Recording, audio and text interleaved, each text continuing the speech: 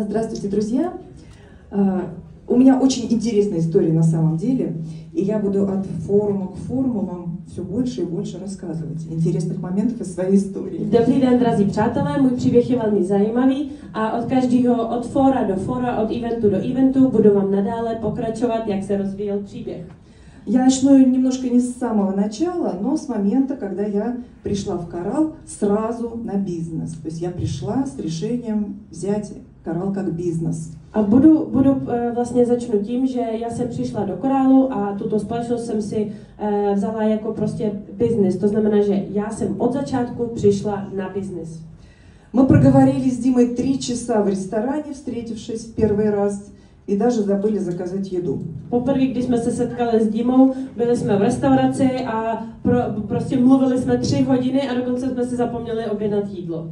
После этого я решила, что да, мне интересно, я хочу, я буду это делать. Potom jsem se rozhodla, že ano, zajímá mě to a rozhodla jsem se, že já chci a budu to dělat.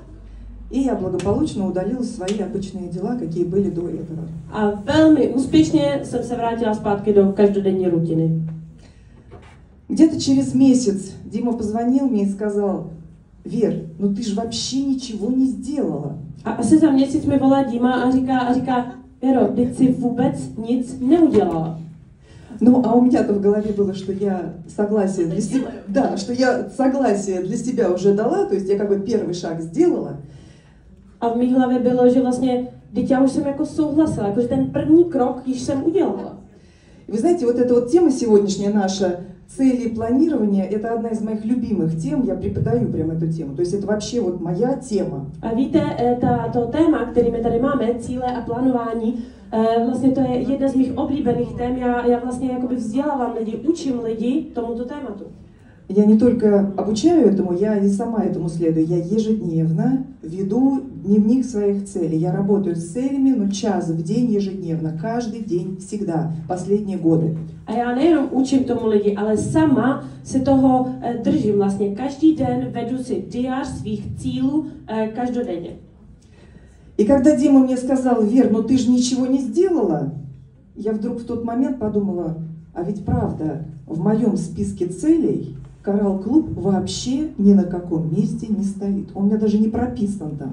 A když mi Dima zavolala a řekl: Věro, když si vůbec nic neudělala, tak já jsem si řekla: no jasný, že ne, protože v mých cílech to vůbec nebylo propsané, vůbec jsem si to nenapsala do diáře Korall-klub jako cíl.